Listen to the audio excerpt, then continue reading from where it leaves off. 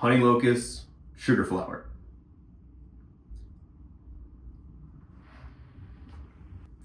It's pretty good. I mean, it's really dry. This is a flour, but it's really good. It's really sweet.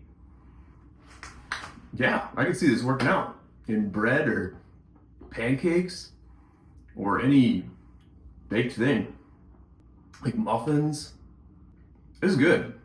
I think this will definitely work. Woo! One thing I am starting to notice after it's been a few minutes, it's really kind of spicy.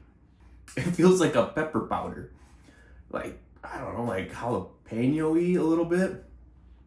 So it kind of has this sensation in your throat that's kind of hot. Like you can feel it back there, which is interesting.